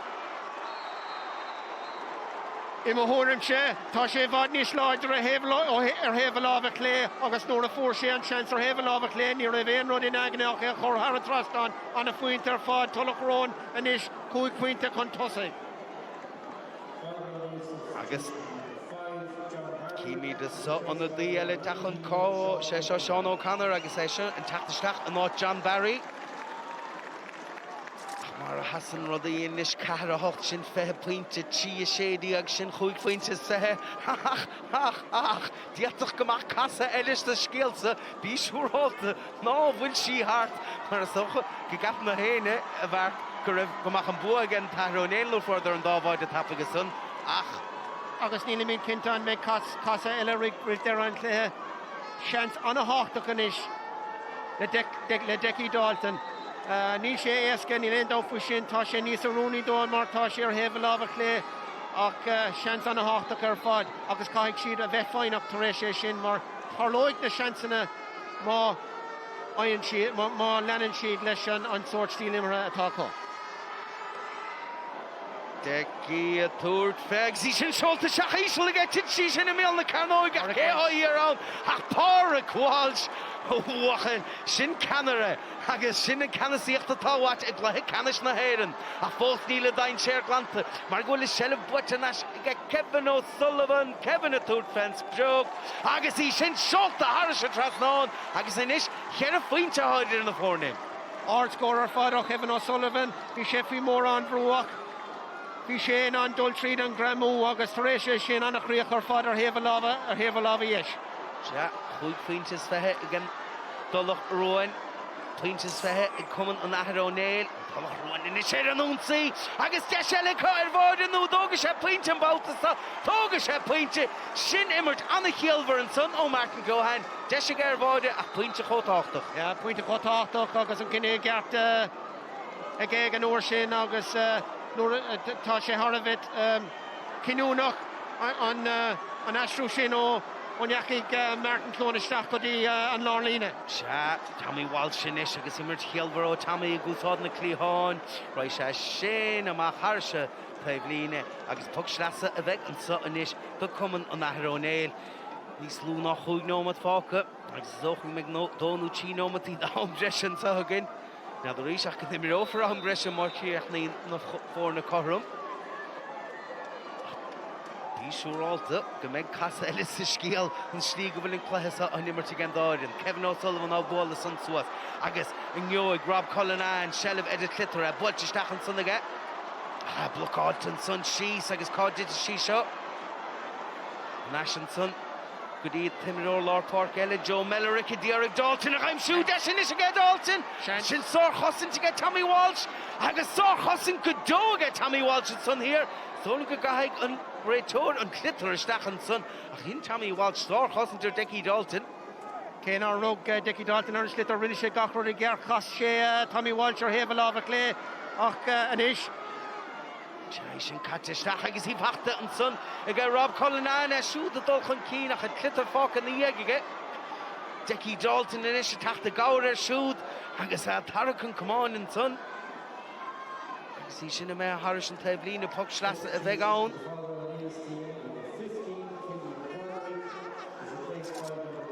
Agus cíimiad is ón Motherway tachtasteach an áit Cillian Broderick. Báide fachta ge Cillian. Sé siúd chósásta leis an taspántas thug sé bhaig. Ach beag súla ge go beag torrid a fiúil ar chlár a scór ru dead an chluiche. An chlas. Tá go maithe san chomhaile leis an tonna daí ón Motherway a siúd a dul isteach a sin builteisteach le lábáid agus báid an son agus a sin fachta an tonna daí eile Jason Hankard agus bhí mar rágar of casa eile le tachtar a scíal agus hiach go raibh a cartagan. Anna chúl ar fad dúbáilta san éir anna chríoch ar fad agus thosaigh sé I dosach le pas úntaach cliste ó Decky Dalton ón puck taobhlíne anna lí ród isteach agus dúbáilta san angach anna chúl ar fad agus a ríis. Néill a chafuinte idir na Chafuinte idir na fórne. fórne. Chá nómad fáca, cé leis a bheith an swain sa barca Corcaigh. Agus an réiteóra scuile le rudaí ach be seo leach. Cumann an Athar Néill an tunnadaí Jason Hanker de sin builte amach in tunnadaí eile Sean O'Connor. Agus hiachar sin a wachal. An freagar agus an dá tunnadaí agus inis an Barnas Lua idir na fórne. An Barnas Lua ríist ní nach puinte ar na fórne agus a ríist eile an Athar Néill ag tacht agus ní siad a géile ní a chorní léon fuirin na géile so an chéad scór eile beag sé thar a bheith tachtach. Agus bísúráilta, céim bhfuil a casan na blian na builte le na bharc, go méid a cainte ar a glasasa le fad an lá, agus fós hanómacha le an bhfuil éon ragraig a Cumann an Athar Néill. Níl mar han slitar an son aga Martin Walsh. Í sin builte swat na Corcaigh, cad é mar gháil son, agus íarracht an son aga John Walton, í sin a tidim istig, i John na Carnoige, níl a dain sér glanta, sárimart an son op Hadge Butler, ach í sin a meha haris, Hon taobh líne agus puck seaca chuig méidir a bheith ann a caafar fiochantar sin a rís. Ó, cáimid fiochan ar a rís, fioch ar an slitar an Richard Dullar well bhí an An cuma go raibh chun na chearta thuirta muir cúil gan bhil. bhí an mé cúil díreach an acha leis so ní léon dát ní léon áras an go raibh sé imethe go raibh an slitar imethe Har an líne ach an is seansig Tulach Ruáin dul chun tosaigh an Bearna a leidú go dtí gá pointe agus níl mé cinnte céhhéad atá fáilce trí nóméid agus beag an scór sin thar a bheith canúnach. Ní léon dát faoi chuig go dé gan Athar Néill sin chuig pointe is fethe. An Tulach Ruáin, sí is seachtaí aga cosan, sin sé pointe is fethe. Méidir lo an Barna so a bhíadú amach go gá pointe Shane Walsh leis an íarracht. Ceannas na bocanna is tochtaí a thóga sé riamh í sin seolta thar sa trasnáin sí nó an chlánain is I gceith Cumann an Athar Néill teachta neiste chléthe. Gá pointe thar a bheith an Bearna thar a bheith dain séireach ríisteach sa ríisteine Athar Néill. Thomas Miller a túr fence broch agus in isní nach pointe bháin idir na fórne. Cháinómach go leile dolansa agus cad émar ta spántas ón dáireann, cad émar chléthe. Agus Thomas Miller ag suas ón le lína tosa chun cúil agus spáin sin seoir Ceannaireacht atá tastála an uair seo níl mar an fáca a ríist ní lecham nóméid goile fáca agus beag seans amháine eile ag fearan amháin. An Bearna leidú nó an Bearna a chur go dtí a gá pointe. Agus seachún inis Cumann an Athar Néill. Agus í sin builte isteach ach cad é mar chosint an son hir. Pointe bháin idir na fórne ledanna. Cad é mar chléthe, cad é mar chuimhlint. Cén torra Iomána de so. nó méid an breisiúgan. Agus inis an deisian so. Ag Mike Millerick. Í sin builte isteach an son. Chó fada le Paddy McMahon. Agus í sin seolta haris a trasnáin. Ag Paddy McMahon. Agus na fórne choscór. An a scór ar fad.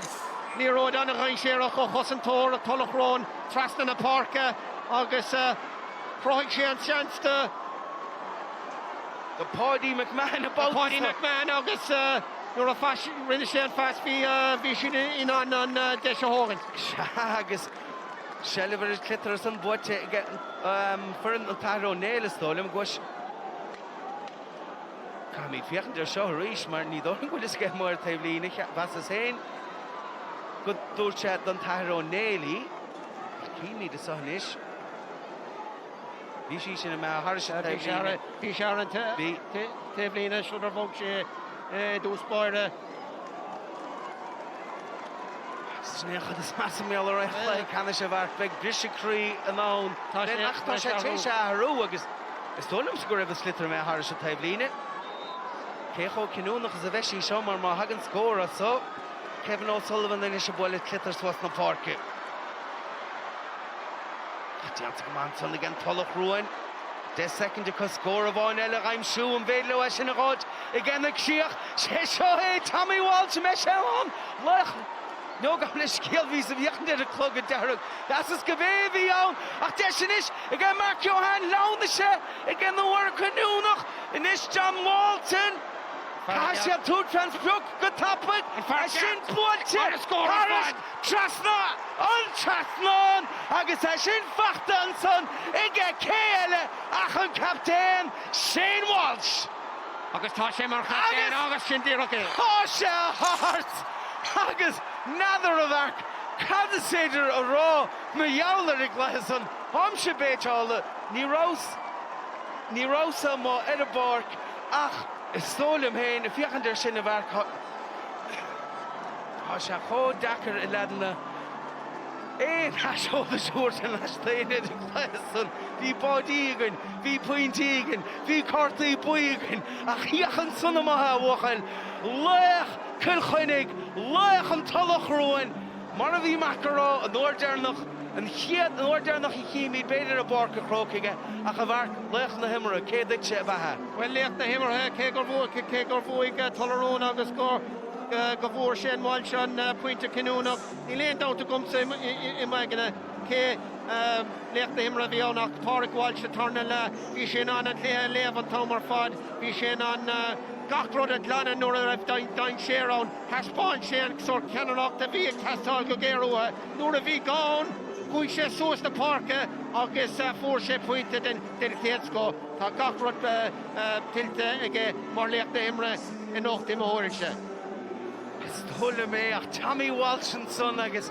a ration spread a ration áhas a wachel tá sé dianta ge siúd an stáid is mó ach hÉireann ledachomman an sa a barca Corcaigh Cumann más sínsir más Idirmheánach más seoisire bhain na hÉireann buite ledachomman snéan bringlóid snéan aisling hagan ar fada hosnaí amach gimmert an CLG gan dád agus mar a dúra mar rivan cléthe tá gachrod buite Tommy Walsh Bónil na Cill Chainnigh ní lisa gom cévéad a bhuaigh sé gradamáils der imróir na bliana gachrod cosúla sin ach ní léon rud níos táchta inis ná bónil na bhóchan chéad a club héan Tulach Ruáin bheadh sé anna bhródúil ag deire an sort ag deire na léanta ar a gort inis go bhfuil sé sin buite agus tá London Creed tá an downer ar an isis mar échaigh tú ar an skyline. Agus an céilúra agus an scór tearnach an sa a barca Corcaigh le héad a scór ní bhórgad an abacus a bheith mó an buag an Tulach Ruáin Ciannais déagar chlár a scór agus an cúig a dóíag i Cumann an Athar ó Néill agus cé cheapach sin ag Tús Cluiche. Ach cíimi de son blian in the egg blian tagan shell an ash Cill Chainnigh na himiróí go na tacht a mórach big bally Héireann sa Cluiche Ceannais sinshid an Craobh seoise buite go an Craobh Idirmheánach buite go ach an skille le rider an son mór a fuair Cumann an Athar ó Néill an dábháide éinar in eile bhí sé tuáile chafisteach túirtúas ach ganadar leis agus ní bhain san himiríidir nútála. Well len siad a roiig an tomar fáid ag immert agus níor stop siad ag immert an éachar agus is féidir le marrá nuair a éachan túair Tulach Ruáin is iad an club is cáiliúla ag Cill Chainnigh tá go leor clí Ceannais Cill Chainnigh buite có nuair a éachan túair stair Tulach Ruáin féchan túair Lowry Mair féchan túair imróí cosúla Martin Ceannais hí a bhac a fuair an cúl Canoonach inmh Másí Ceannais gimmert mar le tosí lár agus féchan tú leis ar an bhear leis an clog ó dearg a dimar le Cill Chainnigh leis na blianta. Tommy Walsh ceantas na himróí a bear a chuir a Cumann in a lábharíomh agus bhuaigh siad an óh de bhar an tradiisiún seo hí an sort credibh có níor stop siad ag immert le linn an clé ar fad agus tá an bua tiltte có trú a going do Athar ó Néill rinne siad a dhéal níl sé féráilte gur chail siad an clé ach fós inis gachrod tiltte ag Tulach Ruáin ag deir an lé agus cógáir agus ló. Agus teanna sé seachtain tá fáiltas an híos Ní léon dát fé a hiachar seo mar glunder.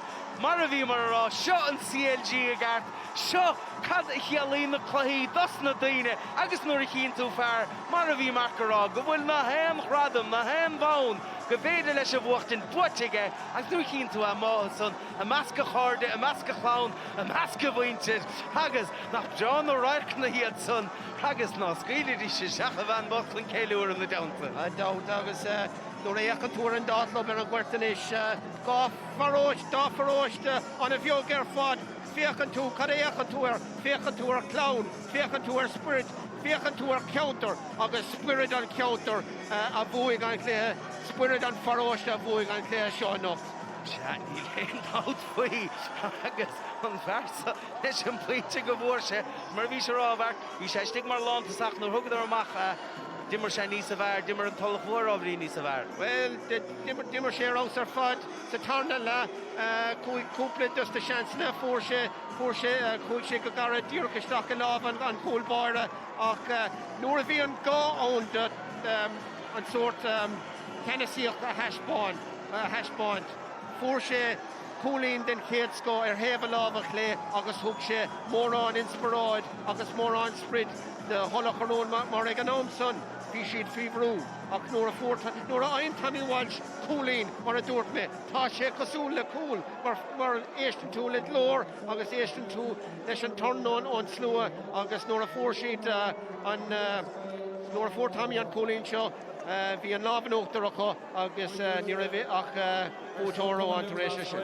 Bháilm tréis lú leis an gáireann as an clé ionach sportúil a thuirt sé dún inniu.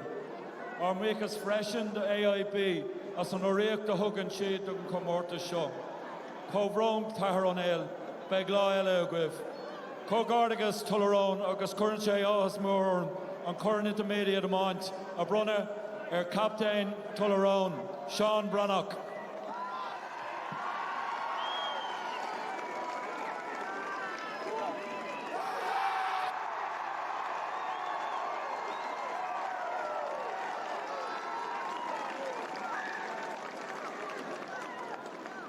Unbelievable. Never did I think I'd captain a team to a place full in Craobh Park. Shout out to Dooley on the hill.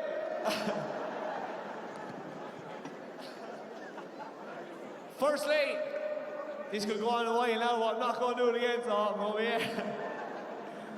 Firstly, I'd like to thank the Father O'Neills. Lads, since the day we came out with Kilkenny, we'd only heard stories about the great Dickie Dalton and all the goals he was scoring. And same thing again, we thought we had the best goalie around, and he let in 4 goals today. 5. So lads, that was definitely the best game we've played all year, and talk about giving the crowd a thriller. 3 cheers for Father O'Neill's, hip hip. Hip hip. Hip hip. Secondly, I'd like to thank Craobh Park. Lads, the pitch it's like an astroturf out there. We've been training in the dog bog in Tulach Ruáin for the last few weeks, because everyone knows that's what you're going to play in, and it's certainly not out there, so it's a credit to Craobh Park. Next year, I'd like to thank AIB for all the money we're getting, John Conall. That's been epic. Look, we'd just like to thank you for running such a competition. It really is the toughest outside Kilkenny. Next, I'd like to thank the officials. Lads, in fairness, usually lads be giving out about refs, but I think even Father O'Neill's there themselves, so you no complain. You let the game flow, exceptional there and calls, and even the sideline at the end, you turn the back over. So fair play to the referee and the officials. Next to my own boss, who's giving me the next 2 weeks off. To Michael Motors. Lads, if there's ever a place you want to buy a car, I'll be there. Not the next 2 weeks, after that I'll be there. But look, Michael Ingsby, lads, unreal to be in work there. And like, if I never needed time off or anything like that, and at all, they gave me, so fair play to Michael Motors. Oh. Next, lads, to the Kilkenny County Board. Straight away, we've been actually training in Dunmore there for the last couple of months. It's the same size pitch as Craobh Park, and if you go training place to place. It's only when you get out to Dunmore you realise how big the likes of Craobh is. So the facilities and the county board have been excellent to us. So thanks to the Kilkenny County Board. For the last 2 days, we've been coming up to Dublin. I'd like to thank my uncle Willie Walsh and Whitehall Hurling Club. That's been unreal for us. We come up there on a nice comfy bus, and then to get off then we get to relax in Whitehall and shake our legs. So thanks to Whitehall. I have it all here, John. Still not there. Next to Glanbia, lads. Every day we come after train, there's dozens and dozens and litres of milk, so I'd like to thank Glanbia for that. Next, man, there was a flu going around Kilkenny the last 2 weeks, but none of us had it thanks to Mikey Marr transporting the Vickle jackets. So thanks to the Vickle. To Pierce Cavanagh buses, we've been getting up to the games there and travelling around, so thanks to Pierce Cavanagh and the buses. Next then, on to the people of Tulach Ruáin. Woo! I know for a fact, for the next year, I won't be handing me pocket for a pint, because you're going to buy him.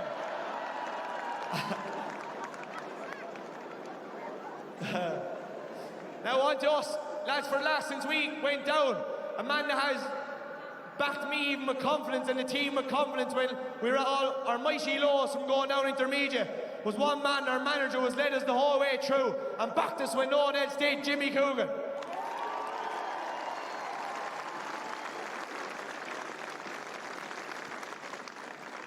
To the hardiest man in Tulach Ruáin outside Stephen Marr, he really brought a backbone to us this year, the one and only Liam Keoghan.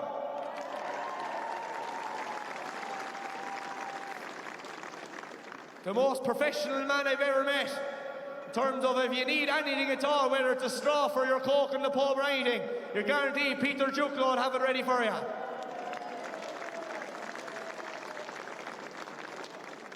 This year, we had Damien Clear with us, lads. And in fairness, he took massive pressure off Jimmy, getting all the drills and all ready for train. And I swear to God, it's the most professional thing. Even Dublin footballers, I heard, will be coming down looking at the drills we'll be doing. The Damo's real professional. Thanks to Damo for bringing that to us. There's a lot of lads have been picking up injuries throughout the year. Jim Moore there's a bad old hamstring and all. And one person who seems to get it right every time is our physio and our doctor, and anything you actually need her to be, Sinead Quigley. Another man who came on board after he seen we were flying in the league. And in fairness, he picks up and he hears a few home truths. When you think a lad is brilliant, he might be going well around that, he'll tell you for enough. And he's been a credit and he's been brilliant for spotting things for us. It's really after making a big difference as an outsider. Davy Buggy, the second best card salesman in Kilkenny.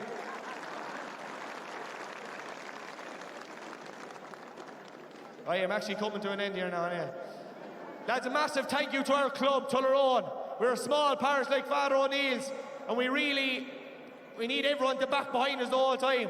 And when things aren't going our way, I can guarantee you, Dick Welch will have your back as chairman of the club, and he's brilliant to us all the time.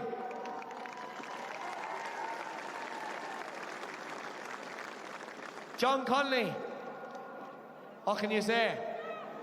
The money man. Calls himself Mayweather.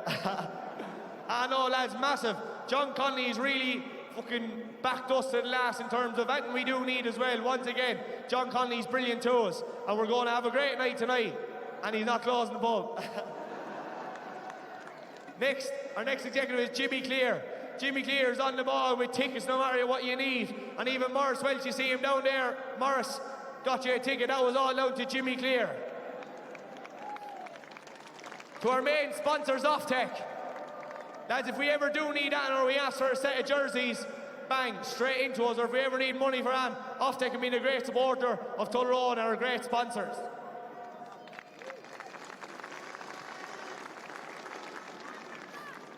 Next is the birthday boy. He turned 25 there yesterday, and if you ever need a cold shower, Peter Holland is guaranteed to get it for you.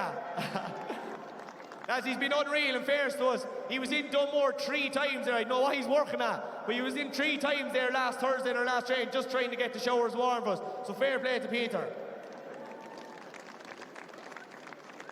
Next, an O'Loughlin's man. Mashy Butler. He always asks me to give him no mention. And Mashy, look at you here with Tulach Ruáin. Will you come back to Tulach Ruáin, please? On the programme, they can only mention 30 names. It's a terrible pity, and I hope you'll adjust in the future to 30 something. But like it is, and this is like, I know I shouldn't be even saying this, but like really lads, we're a small panel like that. This time last year we had 8 trainers like that doing run, but now we have a panel of 39 like that. You get the gear, everyone starts going, but honestly now, it was a great thing for us, but there's more than 30 in our panel. So anyone there who wasn't left on the 30 today, you're as much important as Jim Moore, Martin Welsh, Johnny Walton, or even Vice or Shaw here.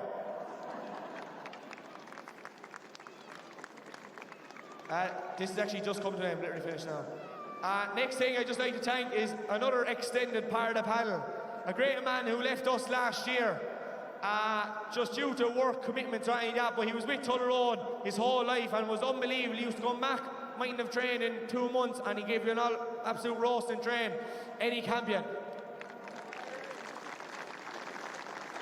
Yeah.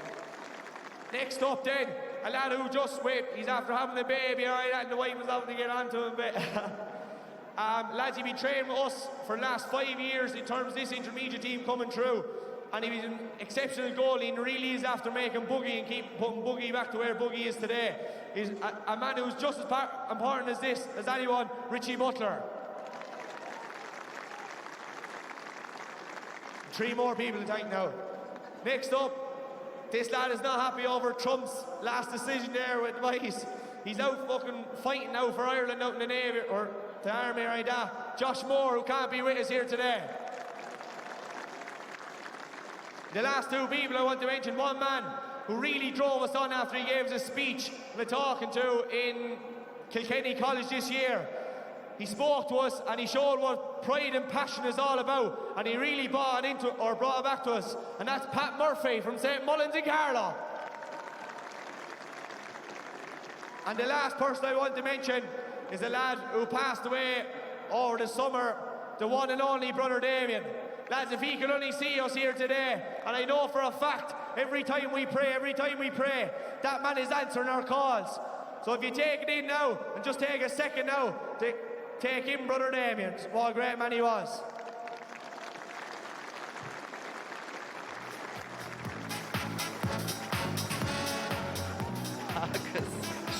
Sin lad Cadé Marórá tugann sanna ge Shane Walsh. Be sé a kaint clean na blian na bhar. Ach, níl beidir buchtint an tórád san buana Iomána ge Shane Walsh, buana kaint ge leis. Hagus Ciallín sé seo go bhfuilm bua gan Tulach Ruáin a tiltte go maithacha ó sach deire. Ach mar bhí Shane arád san a bhar. Duk Cumann chun tachtó fadasa. Ní had the chocham road a ban Néill a Animnethe, ach siad na himróí eile hán, caig na héine an Iarach Ceannach chuirteach. Sin Iarach é agus tá gach imróir i Tulach Ruáin cosúil Athar ó Néill ag déanamh seach Néill ó hústéir na bliana seo agus po ceart go méach siad an sí ar a mínse agus a bheith páirteach san ócáid seo, mar is ócáid an staróla seo ní hálíonn sé go minic go háirithe ó thaobh na clubbanna beaga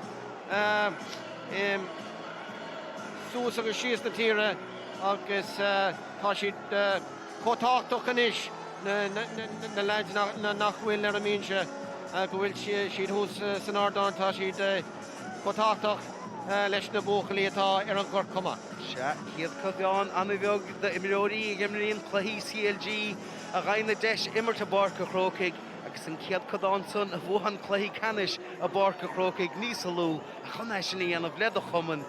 Cín sibh san os na pictúí a háile feiscinnta san ar a scáthán.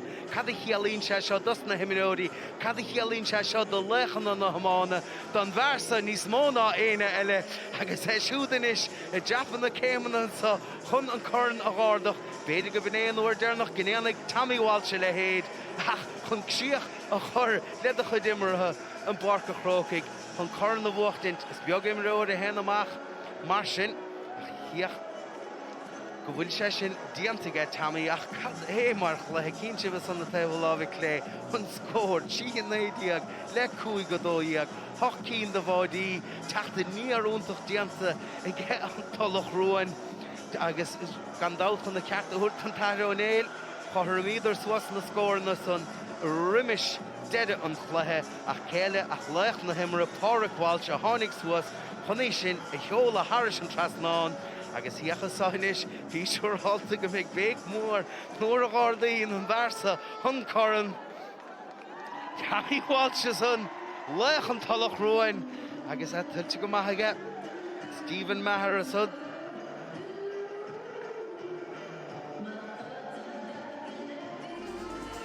a fiach mí tíar scíalach le agus dachar leabhaí an bhar sin Pointe Johnson ó Paddy McMahon fear a chur an pass teasa gur gábháid a sichiad le ach an sa a tháinig an chiad ceann dus na bádaí sa dara le ón Conall a fuair an chiad ceann don taithre ó Néill ach gan dát tháinig ar national son Shane Walsh captain na fórna le pointe don Scotland son agus bhí pointe eile teach go gadid in the ex an Martin Cohan leis an bouta son agus bhí na scórna tachas éráide chamar dúirt mar nuair a scóráil Tammy Walsh an Council bhíú báide é sin don Tulach Ruáin a choríos ní a bhéon deide an soile decí daltain híochar sinna gúir síocha bhuachal roiad ar ófert mar bhí rábhach sé broúil as a Council agus báide eile go gadid ní san ó Cillian Broderick bhí cumann na maithasa ar an taithre ó Néill son a gan an Tulach Ruáin a trid ganadar leis an chluithe Bhíidir ábalt an scór na ghaimsú agus nuair a fuair Martin Cohan an báide son thug sé sin an féin bhaíon roimh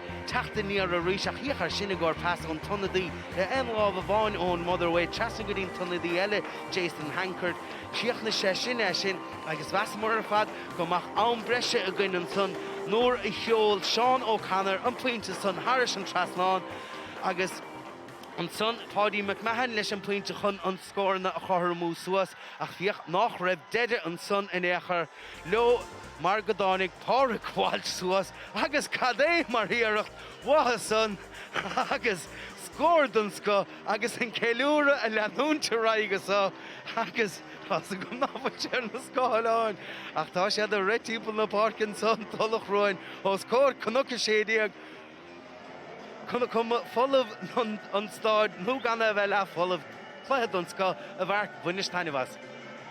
Anna léir ar fad anna bua ag Tulach Ruáin ceannas na hí Ceannais na hÉireann a bearach chunig méríomh an bua tilta chu mío le himróío an taithre ó Néill ach ná déon Geród cúpla bliain ó hin hí siad ag imirt sa grád hóisiire i gúnta Corcaigh im líana tá siad sa grád sínsir so cé gur chail siad an clé ní hé droch scéal an támar fad agus tá go leor le bhá im líana agus beag siad ag trú go mór leis an fachtas im líana ach an lán is ag Tulach Ruáin tiltte aá an bua agus chomáile leis an cléir sin a bhchint a ríis sa grád sínsir agus beag siad ag snúr le fachtas olmhór im líana agus Péidir go mbeidh siad a reis an bhíonn seo chuig chuma.